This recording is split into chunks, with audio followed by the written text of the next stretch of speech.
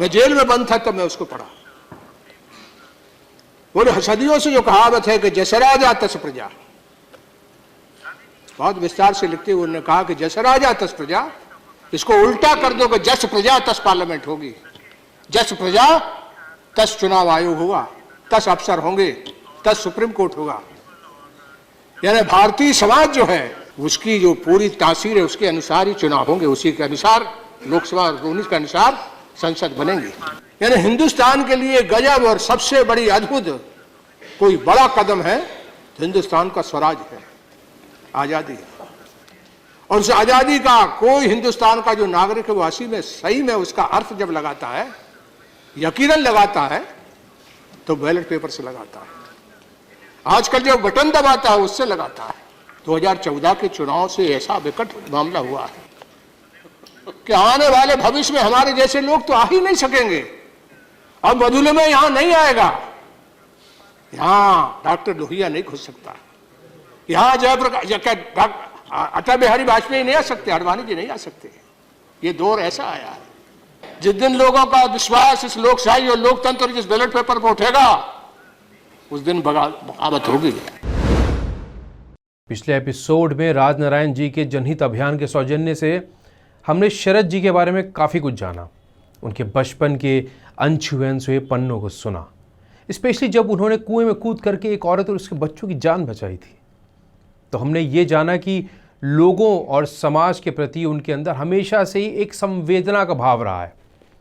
इस talk dog episode में हम जानेंगे कैसे डॉक्टर राम मनोहर लोहिया के लिटरेचर ने उन्हें इंस्पायर किया और वो एक्चुअली यूथ पॉलिटिक्स में आ चुके थे। इसके अलावा हम जानेंगे जयप्रकाश जी से उनकी पहली मुलाकात और उनकी ज़िंदगी का जेल सफ़र। शरद जी इमरजेंसी से पहले भी मीसा में जेल जा चुके थे। चलिए चल के उनसे सीधी बात करते हैं। इटारसी से फिर जबलपुर आगे पॉलिटिक्स में आपका रुझान कैसे हुआ? इटारसी में मैट्रिक करने के बाद जबलपुर कॉलेज में मेरा एडमिशन हो गया 62 में, और साइंस कॉलेज में मेरा एडमिशन हुआ, वहीं हॉस्टल में रहता था मैं। तो वहाँ जो है वो पढ़ाई लिखाई में ज़्यादा समय गया। यूनिवर्सिटी में कई तरह की एक्टिविटी चलती रहती थी। यूनिवर्सिटी में कभी जब चुनाव होते थे तो बहुत हलचल हो जाती थी। हमारे फादर फ्रीडम फाइटर थे, तो हमारा बैकग्राउंड जो है वो राजनीतिक था, तो राजनीति में भी चर्चा इधर उधर करते रहते थे। लेकिन अधिकांश जो है वो हमारे बीच में जो लड़के रहते थे उनमें आपस में जो दोस्ती थी, यारी थी, उनके साथ रहना, उठना बैठना। फिर जो कॉलेज है, जो यूनिवर्सिटी है, उसका प्रॉक्टर हमको बना दिया गया है। यानी प्रॉक्टर नहीं, उसमें जो हेड होता है वो भी हमको बना दिया है। तो इसी तरह की सारी एक्टिविटीज़ में हम लोग रहते थे। एमएससी में मैं 1 साल रहा, इसके बाद इंजीनियरिंग कॉलेज चला गया। 8th ब्लॉक में या 9th ब्लॉक में हम रहते थे, जहाँ धीरेन्द्र मिश्रा, हरीश केडिया, राजेंद्र मजेजी, यानी एक तरह से जो हॉस्टल हमारा वाला था वो इंजीनियरिंग कॉलेज में सबसे ज़्यादा चर्चित था और डोमिनेंट भी हमारा, लोगों में असर भी हम लोगों का था। तो कॉलेज लाइफ जो है वो इस तरह से ठीक ठाक चल रही थी। एक परिस्थिति ऐसी आई कि जो यूनिवर्सिटी है उसमें जो शहर के जो बड़े बड़े गुंडे नामी थे उनके वो लड़ते थे, वो एडमिशन ले लेते थे। और वृंदावन दुबे है, हीरा चक्रवर्ती है, तारी सरदार है, ये सब शहर पैनल से लड़ते थे। यूनिवर्सिटी में ये नकल कराते थे। तो जब ये नकल कराते थे तो बहुत परेशान थे यूनिवर्सिटी का एडमिनिस्ट्रेशन। कोशिश करते थे कैसे इसका हल निकले। यूनिवर्सिटी में रहकर एक्टिव पॉलिटिक्स कब और कैसे शुरू किया आपने? मैं जिस डिपार्टमेंट में था, इलेक्ट्रिकल डिपार्टमेंट में, उसमें HMC हरिमोहन श्रीवास्तव थे, वो बहुत प्रेम हमसे करते थे, और पढ़ाई लिखाई जो है वो उनके ज़्यादा ही हमारे साथ होती थी। तो जो मेरा नाम पहुंचाने लगे तो मैंने मना किया कि हमको यूनिवर्सिटी के चुनाव में नहीं पढ़ना है। तो किस स्तर पे सोचा गया क्या है हमको मालूम नहीं है, लेकिन ये है कि ये हमको परसों किया गया कि हम यूनिवर्सिटी में चुनाव लड़ें, और मैं 70 के करीब 70-71 की बात होगी, मुझे समय याद तो नहीं है, लेकिन यूनिवर्सिटी का जो चुनाव हुआ तो मेरे खिलाफ शहर से तारी सरदार खड़ा हुआ। वो शहर के किसी छोटे से कोई प्राइवेट कॉलेज में एडमिशन लिए हुए था, और वो चुनाव काफ़ी गहमा गहमी के बाद हुआ है, और काफ़ी गहमा गहमी के बाद मैं जीत गया। और जीतने के बाद मेरा रुझान पढ़ाई से कम हो गया। फिर मैं जो यूनिवर्सिटी की जो राजनीति है उसमें हर तरह से मैं इन्वॉल्व हो गया। प्रोफेसर, टीचर, जितने भी लोग थे उनमें मेरी जान पहचान हो गई, और यहाँ भी मैं एक्टिव हो गया। और एक्टिव होते होते ये हो गया कि मैं राजनीति में इन्वॉल्व हो गया यहाँ, और कोई पार्टी में नहीं थे। मैं तो लड़कों के हक और हुकूक में कि उनके साथ जो है वो हॉस्टलों में आते थे लोग और उनसे पैसे ऐसे वसूल करते थे, ये सब मैं बंद कराया। जो नकल होती थी उसको भी बंद कराया। इस तरह से मैं काफ़ी यानी राजनीति में इन्वॉल्व हो गया, और इन्वॉल्व हो करके ये तक हुआ कि वहाँ कॉरपोरेशन का जब चुनाव हुआ तो एक केएल दुबे समाजवादी पार्टी का पीएसपी का नेता था। वो कॉरपोरेशन एक गरीब इलाकों से लड़ता था, उसको मैंने मदद कर दी। तो उसको पहले वो 1-2 सीट जीता था, मैंने उसको जब मदद की तो 7 सीट जीत गया वो। आप जब जबलपुर की राजनीति में एक्टिव हो रहे थे उसी वक्त आप लोहिया जी से काफ़ी इंस्पायर हुए थे।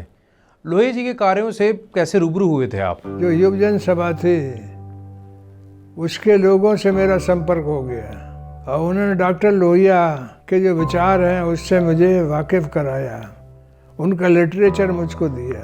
हर पेज के बाद मैं अपना ज़िंदगी सोचता था कि ऐसी जिया हूँ, यानी मेल खाते थे।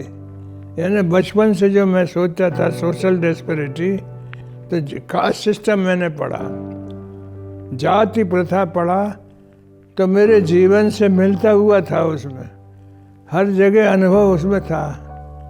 तो मैं डॉक्टर लोहिया से बहुत प्रभावित था। उनके नेता आए, उनमें जाकर के मैंने सुना तो विजय दिन शाही थे, तो वो नर नारी समता पे बोल रहे थे। तो मैं उनकी बात को सुन करके चकित रह गया, अद्भुत उनने। और मैं जो मेरा जीवन जीता है उसमें कई चीज़ें उसमें मिलती थी। जो यूथ विंग थी डॉक्टर लोहिया की पार्टी की, संसोपा की युवजन सभा, उसमें भी मैं रुचि लेने लगा। और इस तरह कॉलेज लाइफ में, फिर राजनीति में और पॉलिटिक्स में मैं इतना इन्वॉल्व हो गया कि शहर की हर चीज़ पे यानी मेरी गिरफ्त हो गई। बहुत छोटे समय में आपने जबलपुर में अपना एक वर्चस्व बना लिया था।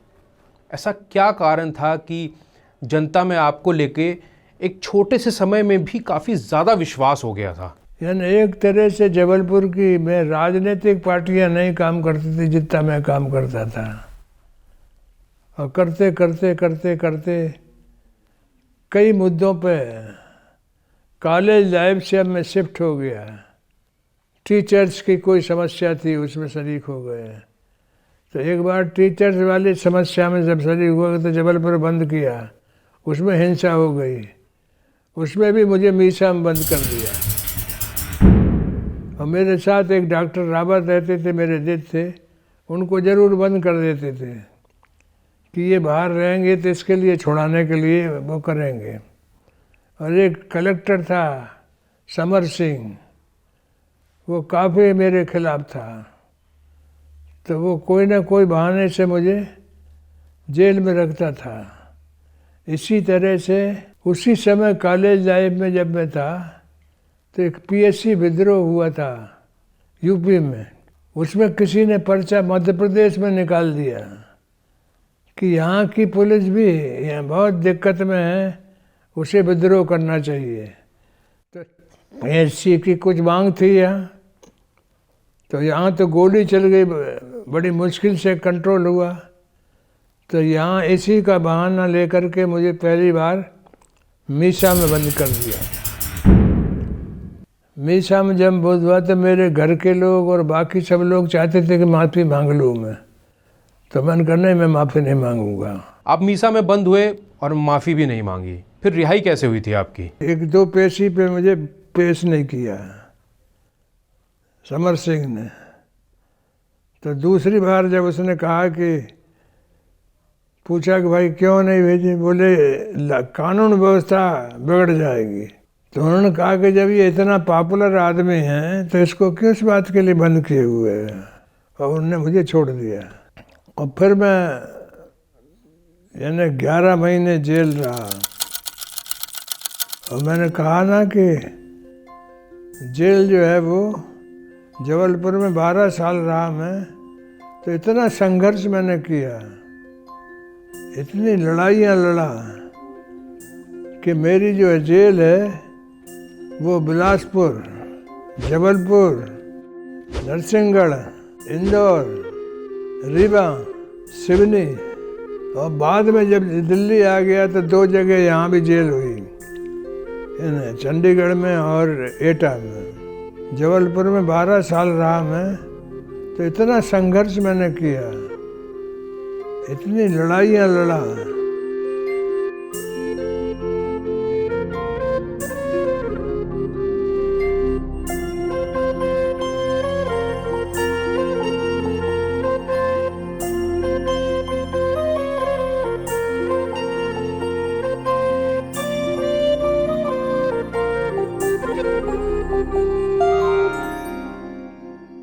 जयप्रकाश जी के आंदोलन के दौरान आपको सबने जनता प्रत्याशी यानी पीपल्स कैंडिडेट चुना, ये समीकरण कैसे बना था? सेठ गोविंदास वहाँ बहुत बड़े वेटरनल लीडर थे कांग्रेस के, उनकी मृत्यु हो गई, और उनकी मृत्यु के बाद जगह खाली हो गई। उसमें चर्चा चलते चलते चलते लोगों में मधुल में थे, जॉर्ज फर्नांडिस थे, वहाँ बद्रीनाथ गुप्ता थे, कई लोग थे जिनमें चर्चा चल गई कि जयप्रकाश जी का आंदोलन है तो इसमें इसको शरद यादव को खड़ा किया जाए। और धीरे धीरे चर्चा करते हुए सारी पार्टियों का मैं कैंडिडेट हो गया। और जयप्रकाश जी का आंदोलन था तो उसमें मेरा चुनाव चिन्ह हल्दर किसान था और मेरा नाम जनता प्रत्याशी था, यानी पीपल्स कैंडिडेट। और ये जनता पार्टी का नाम जो है वो उसी जबलपुर के बाई इलेक्शन के कारण पड़ा, क्योंकि देश ऑलरेडी बहुत गरमाया हुआ था और कई पॉलिटिकल पार्टीज की नज़र आप पर थी।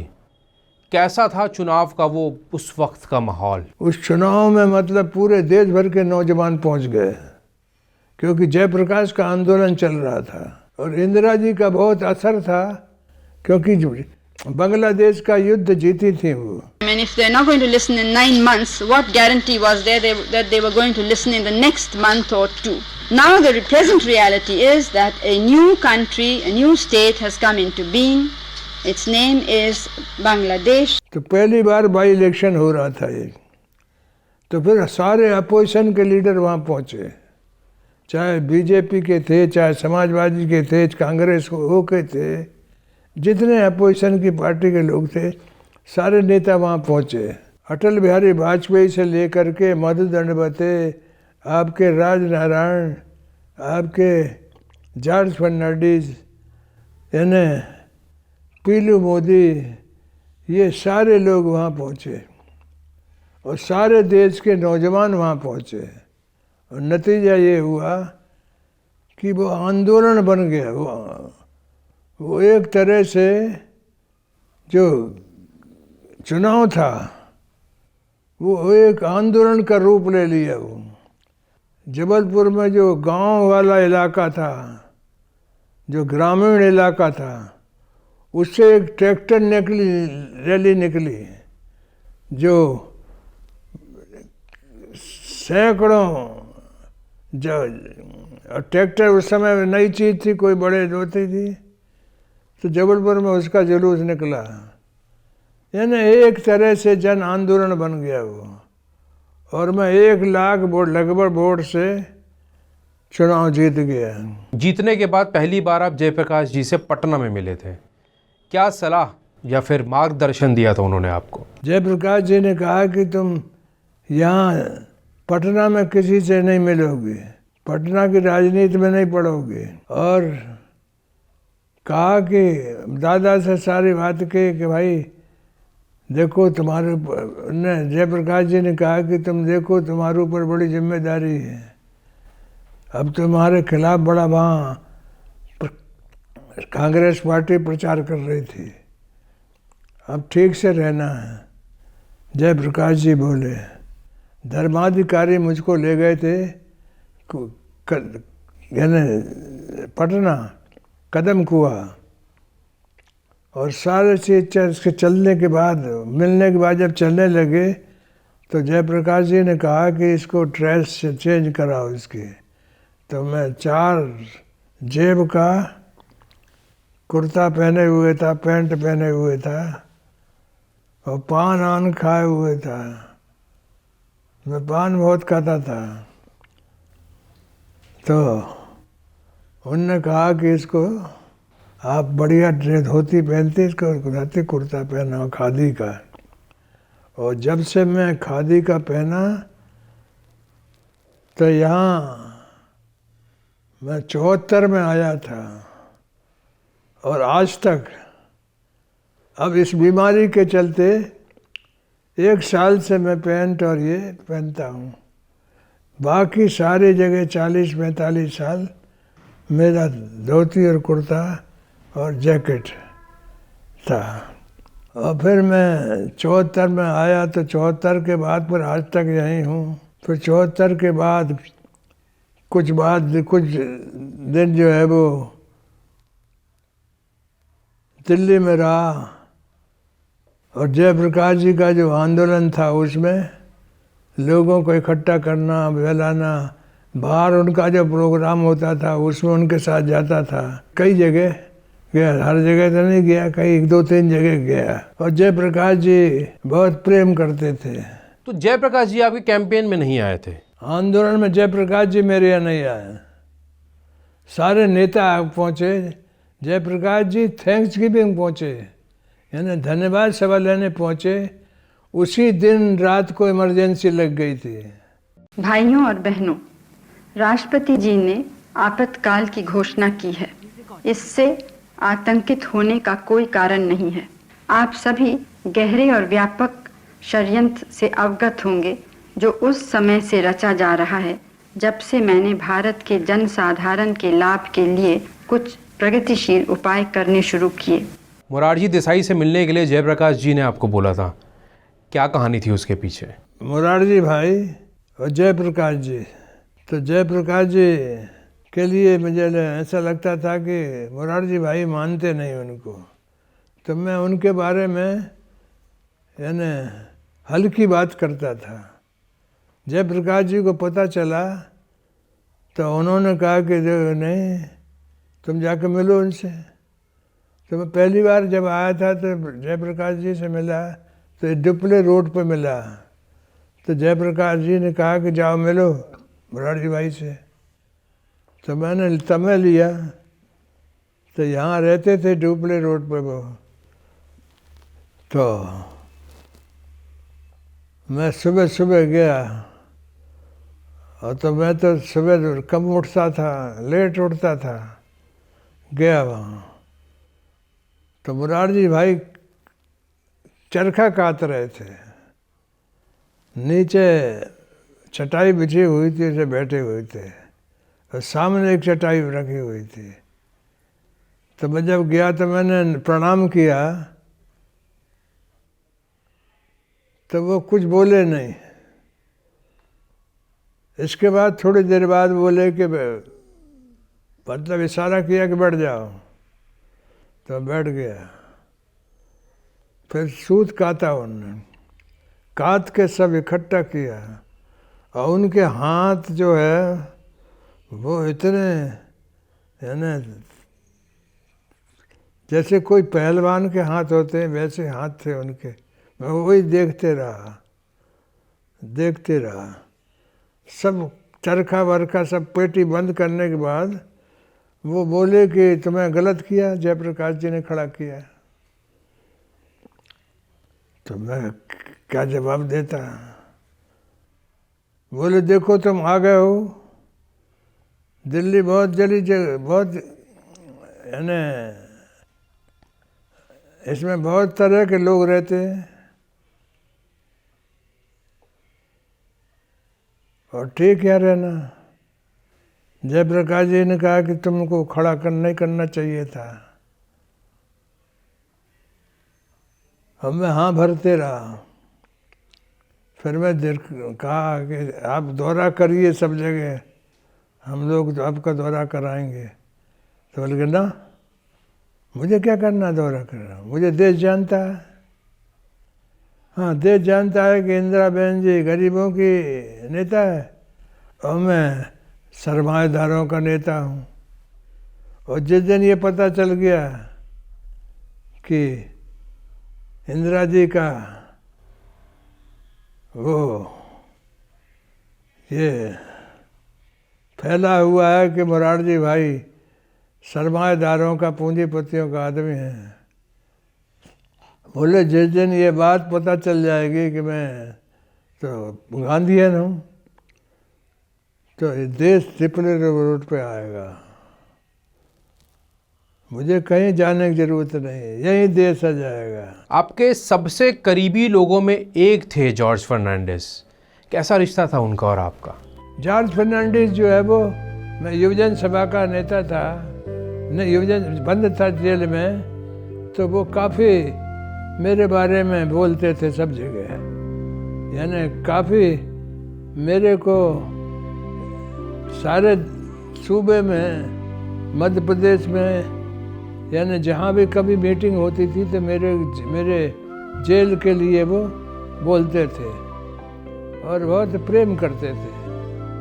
यानी यहाँ आकर के सबसे ज़्यादा मदद जो है वो जॉर्ज फर्नांडिस और मधुलिमा ने की। इसके बाद तो फिर बहुत सी चीज़ें हो गई। तो इस एपिसोड में आपने जाना कि कैसे शरद जी ने जबलपुर से अपने पॉलिटिकल करियर के इनफैक्ट बिगुल बजा लिया था।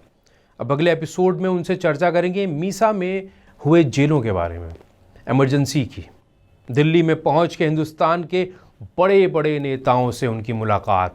तब तक के लिए जय हिंद।